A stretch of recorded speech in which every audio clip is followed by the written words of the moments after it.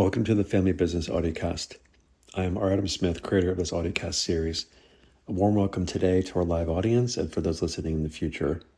On this episode of the Family Business Audiocast, I'm joined by Karen McNeil, a trusted global expert in the usage of stories, history, and culture to support multi-generational family flourishing.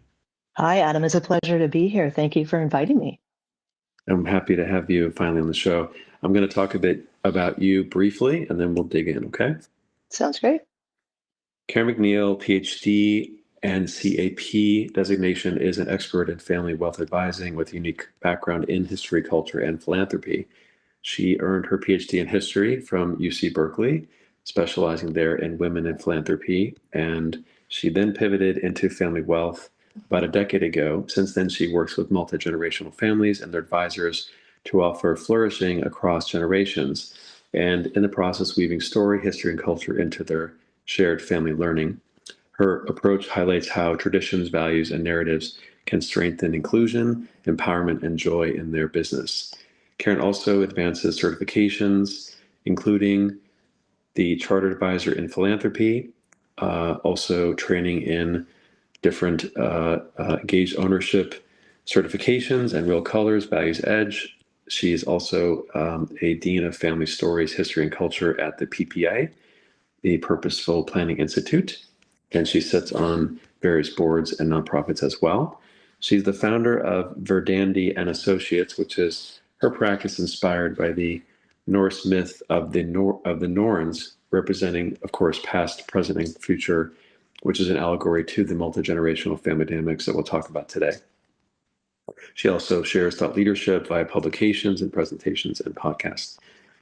Okay, so maybe we start on family stories. Obviously, stories, whether it's in writing or it's more ephemeral or more around legacy, is a strategic asset for the families and also any advisors that are trying to work with the family on next gen or succession planning and legacy.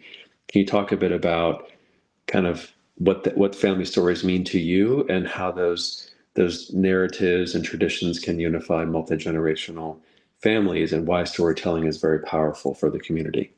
Yeah. So humans, we have a natural tendency to tell stories all the time. And narrative it's a principal way that we form our identity and the way we navigate the world, our individual identity, our collective identity. And so just with a little bit of intention, we as advising teams working with families, we can take this unique asset, and you will find that I'm a real stickler for words. So when I say unique, it's like a thumbprint. Themes may be similar across different families, but the details of the family stories are unique. So we can take that unique asset and transform it into one of the most flexible and inclusive tools for working with individuals and families across a whole host of themes and issues and possibilities. So this can happen, in the discovery process for advisors. It's a common thing when new clients on board that they'll be presented with a questionnaire, and you fill up. I've looked at a lot of these things. They're filled out sometimes well and sometimes not. But imagine adding something to your practice that's like a discovery interview with the principals of the family, and how that makes, maybe there's a principal decision maker and maybe that person's spouse who isn't the principal decision maker, but we know is going to be really, really important to this relationship. Well, we ask them individually to share their stories, and the both of them feel seen and heard.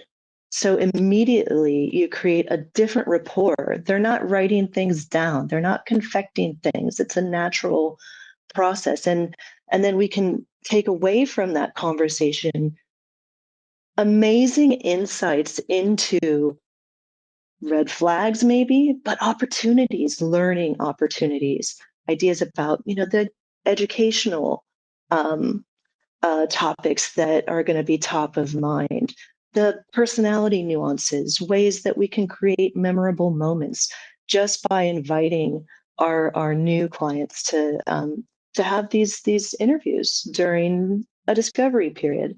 So that's one thing for the advisors. And then for families, common a common theme or themes that come with families are: how do we integrate the rising gen? How do we integrate new family members in a smooth way? And storytelling, we can invite these people to the family meetings or part of the family meetings and have facilitated storytelling activities where everybody, they have legitimate stories because they are their stories, so they have participated in the activity. Again, like everybody, it doesn't matter if you're married, if you're not married, whatever your gender is, if you've married in, if you have money, if you don't, all of these stories become phenomenal warmers for the family meeting. And then we can also, do the debrief and the takeaways and use that to help us guide our conversations. So I mean, that's just like the tip of the iceberg of ways that these stories can be so powerful to families. And I mean, if you kept me talking, I have no I have unlimited ideas about how this can be so powerful. Good. And so just talk briefly about the tactical.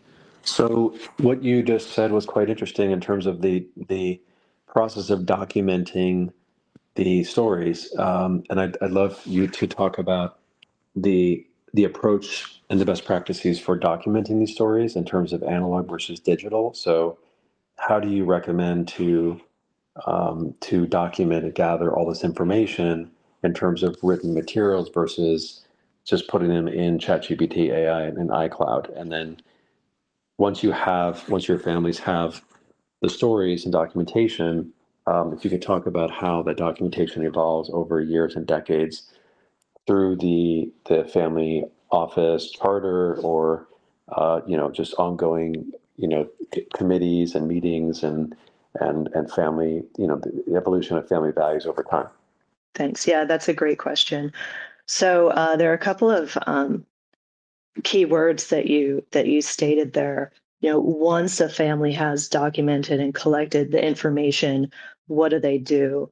And then the evolve over decades. And this is really important because you have the beginning period. Let's say a family wants to be super intentional and they really want to take the stuff from the past, be it genealogical research or they have a cache of family archival stuff, could be letters and pictures and all of that kind of stuff. Say they want to digitize that and they want to go through that.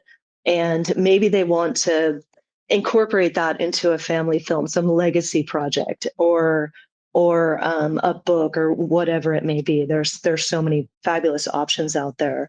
What's important to understand is that the family history doesn't end with that, right? That's that moment in time's understanding, like shared um, narrative, the most meaningful narrative that family has adopted as the one that's going to guide them for the next 10, 20, 30 years.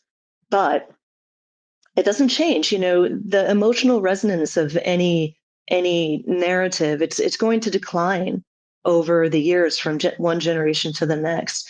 And to support that family continuity and family coherence, we really want to make sure that returning to the family narrative and returning to the family stories is integrated into the governing process so that so new voices are included, updated values are included, and we're modernizing with the times. It's important to curate the family archive, to go through that analog material and to digitize a good chunk of it. Not even the stuff that is like most meaningful to you in that moment, but beyond that, because it might resonate. Some of the stuff that doesn't resonate now might resonate later. And to digitize that.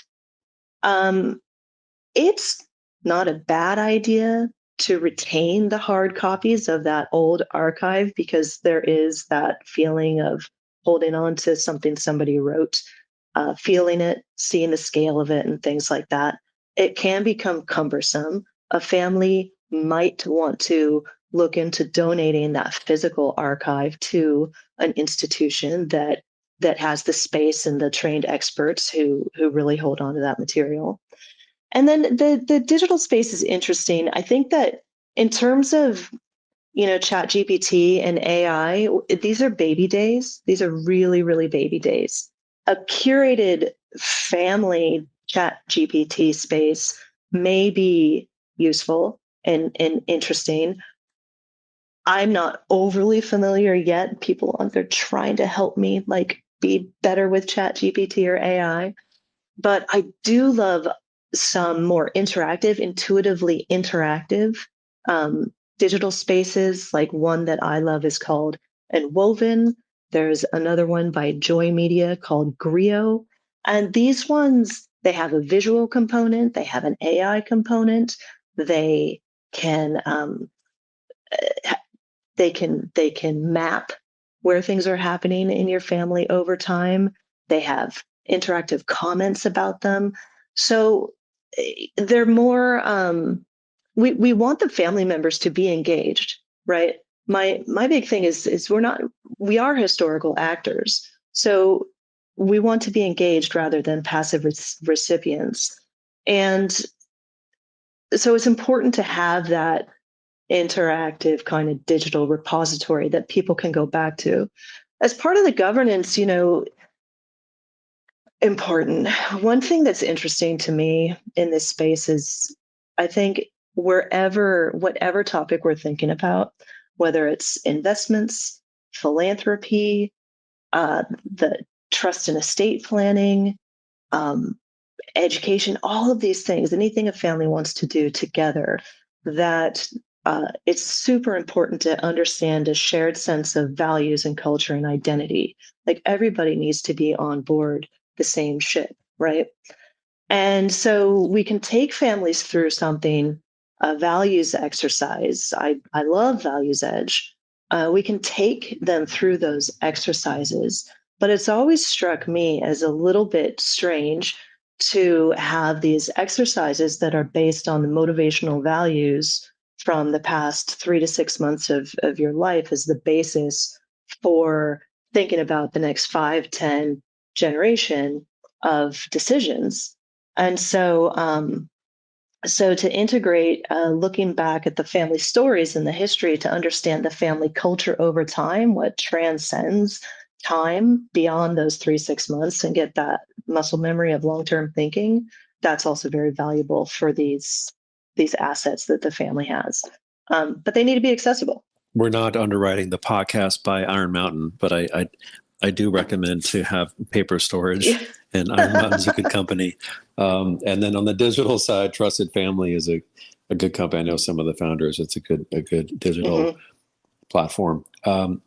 Shifting to the intersection of culture, talk about some of your research into philanthropy and like corporate environment, and how the corporate environment actually shapes the stewardship of wealth over time.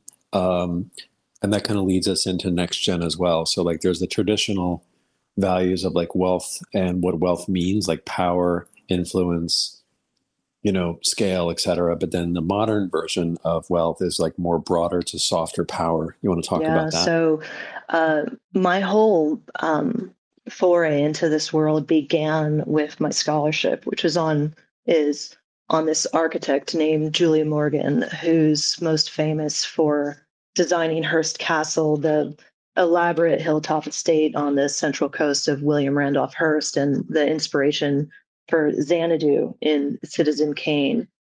And very quickly, my work became about the clientele, which was really, it's the wives, the mothers, the sisters of the business, political, cultural leaders of California in particular at the time, and just really brought home how powerful women have been in the philanthropic space for like 200 years now. And how, in this case, they were building institutions, cultural, educational, art, all sorts of institutions, physically buildings, but also then the institutions. And certain themes come out about how important collaboration is among women, and how community impact is among women, and how education is so important to women before they're making financial decisions, and how combining, the serious side of having an impact with fun, be it, hosting parties, balls, plays, whatever, to raise money, is so. That was my first foray into philanthropy. And again, just realizing just how important women have been to developing the whole philanthropic and charitable landscape is impressive. And then how germane that is to today, as women in particular come into more and more money and decision making power, and how we're seeing those themes play out in that process. How women are, time and again, surveys will show that women are very interested in philanthropy and impact investing, how women enjoy collaborative decision making, how women want education before making decisions, so they make educated risks, how they like to combine fun with their decision making around money.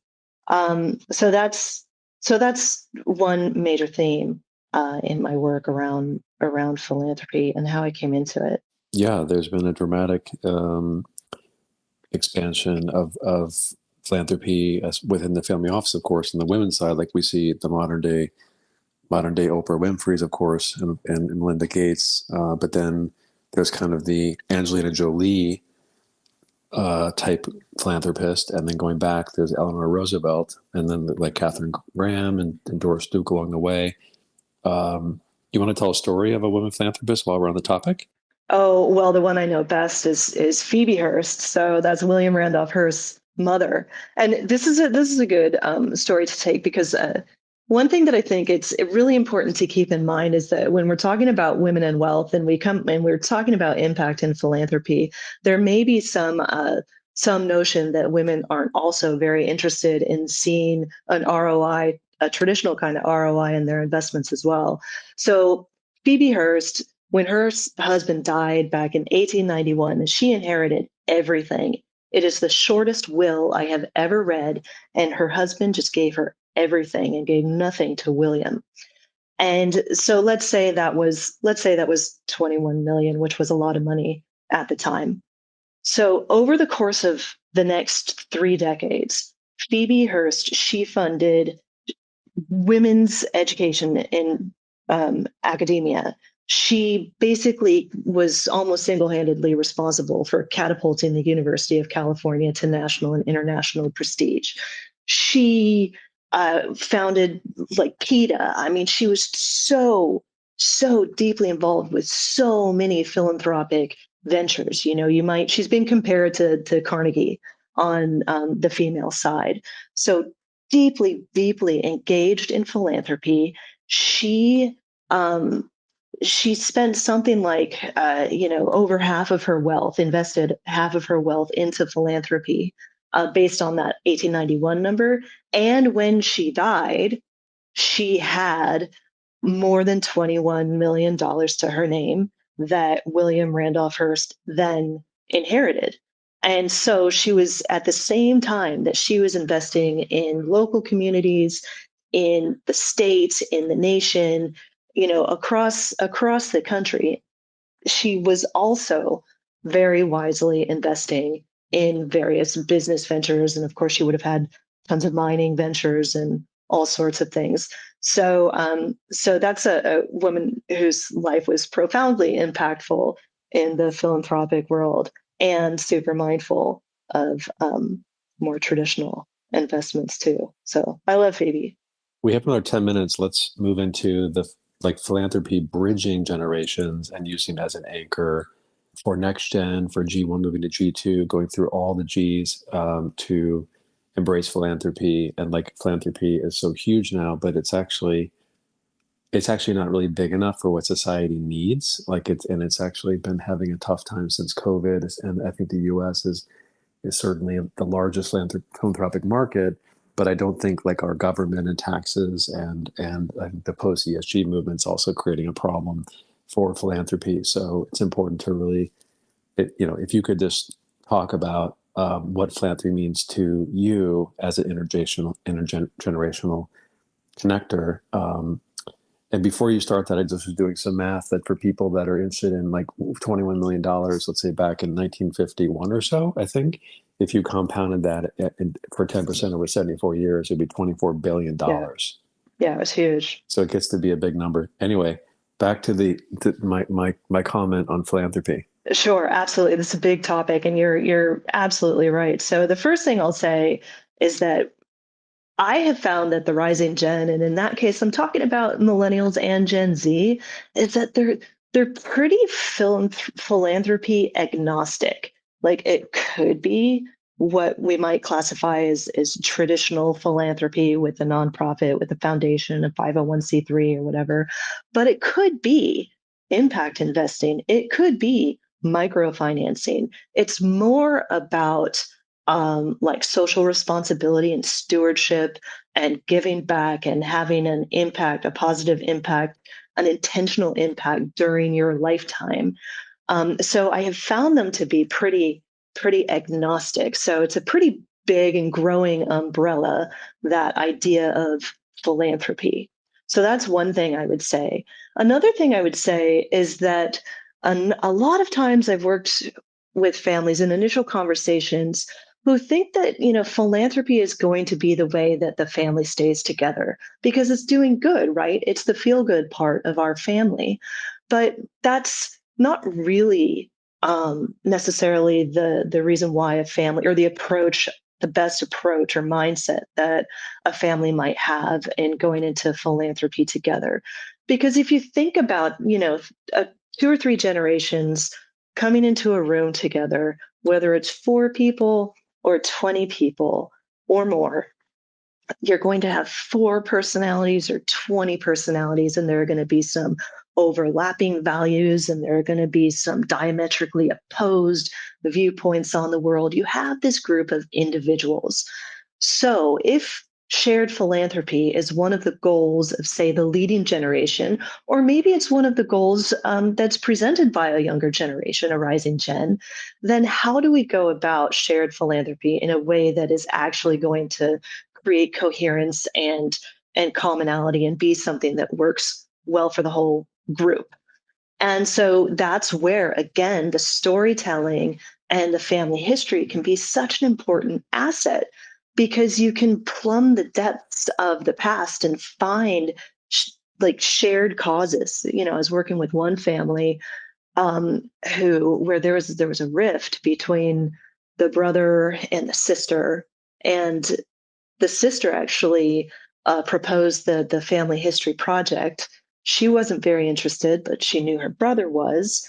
I was working with her brother, who was like the family historian, and they all knew about certain generations of mental health issues in the family. But when I presented to him 2 more generations of mental health issues, then all of a sudden this transcended time. There's this forgiveness of more recent generations, understanding that this is a theme that goes way, way back. And now this theme is something that can rise above the tensions that are in the room and be that North Star, that common goal that they all share. We see a common need regardless of where we're coming from around mental health, and we can invest in that. And so it becomes a part of the family's philanthropic landscape, but one that everybody can gather around. And then there are other great things that, it can be a safe way to engage the rising gen in some financial education, expose them to the way that nonprofits work, which gets them into governance in a different way. So it can be very, very flexible. Also, like, going out and volunteering together, the different ways of helping rising gen understand what philanthropy means, time, treasure, talent, and all of Hmm. that. So Hmm. those are those. And Yeah. how much bigger should philanthropy be, do you think, let's say in America? Like, do you feel like it should be much bigger? And if so, like, how can that happen? Oh my goodness. That Hmm. that's a big question. I would love to see it bigger. I think that philanthropy has a bit of a narrative issue itself right now with you know, some public perception of funds getting stuck in a DAF, which may or may not be true, or a foundation existing as a tax efficiency vehicle rather than a way to fund things. So there's that level of shifting the narrative that I think needs to happen. I think we as advising teams can work with families to really think about how your um, financial decision making landscape, the whole of it can align with your values, and maybe philanthropy and things related to it in that growing umbrella can align with that. I think we can share stories about how important philanthropy has been to the developing country. It's always been a third part of the economy. So there's a lot of narrative work we could do. Do you think has more upside scale wise on the corporate side or the individual side in the US? Like, what's lagging? If you were to think, okay, how do we create a much bigger philanthropic society? Would it be more on the individual side or the corporate side? That's a good question. I can't say for honestly. I don't. I don't know. I can't answer that one. Yeah, they're both big, actually. Just looking at some stats. So flourishing, I mean, philanthropy can be flourishing, but let's say you want to create a lot of wealth to be flourishing. You want that wealth to grow and then to trickle down through the family, through the community, through Mhm. the company. That's when I talk about legacy. I usually offer a lens that legacy is like what you make it, and the continuity and the continuity and the like the survival of the company itself, and the wealth from that company. So legacy doesn't have to stop when you sell the company Right. as a family office or family business, because that wealth lives on. Can you sort of like talk about the concept of flourishing and what that means in terms of your tools and frameworks, and sort of how you communicate that message and that terminology of flourishing? Yeah, absolutely. So you're right, and I would just add to your idea of legacy is that legacy is something that exists whether we want it to or not. We all live lives and leave an imprint on the world, and we can do that passively or we can do it actively and intentionally. And so working with our families, I think there's just a huge opportunity to work with legacy intentionally. So that's one thing I would say. And then the flourishing really comes from this balance of honoring the individual and the collective. It could be honoring the employees and the company. But it's finding that balance. And so when it comes back to my expertise in this, stories and history and narrative and culture, it's really important to keep sharing the stories, to keep exploring the stories, to keep collecting and going back to them. Because i- if you can see yourself in that narrative and you can integrate that into your identity, and then it helps to ground you and you want to be a part of sustaining it, right? And so you develop that intrinsic motivation that helps you like want to be a part of the decision making about what we're going to do with this wealth, how we're going to steward it, how we're going to be with each other. Um, and it can be a real motivating factor.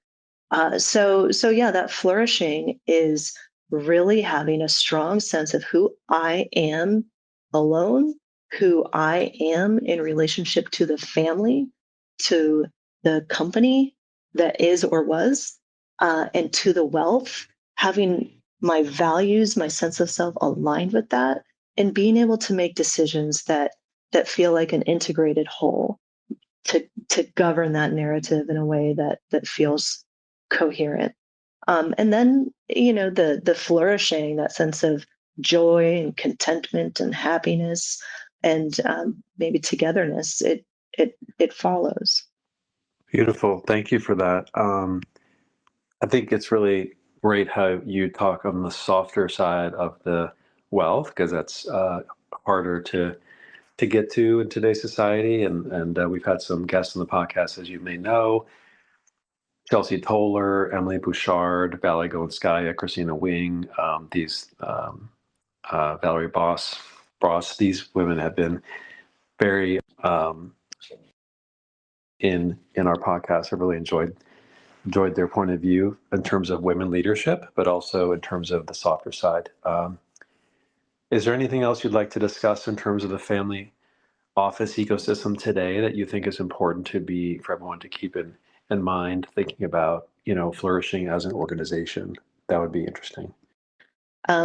Perhaps I'm biased, but I would say that the narrative and the stories are an under-tapped, underutilized resource that family offices have, and uh, not infrequently, I will hear, "Oh, I'm so tired of the family story," and that could be a sign, or the business story, or the dominant story that's the culture of the organization. That may be a sign that it's time to revisit it, unpack what we know and all the stuff we don't know, and to find a new way of telling the story so that the people who are in the organization now, be it family or company, see themselves in it and want to be a part of it. And things will, again, they'll flow better from there. So I do think that there's a lot of like kind of like understanding that it is important and yet not quite tapping into it. So I'd just say tap into it. Karen, that was really wonderful, and it's great to have you on today on our 52nd episode, I believe. I'm glad we finally connected, and really enjoyed your thoughtfulness today and learning from you. Well, thank you so much, Adam. It's been a pleasure to be here. And thank you for your thoughtful questions. You're welcome. No, it's fun. We'll be in touch for sure, no doubt. And you're joining a wonderful cast of conversationalists here. I'd like to thank you and also our Family Business Audiocast attendees today, and our esteemed guest, of course, Karen McNeil. This is Artem Smith signing off. Please stay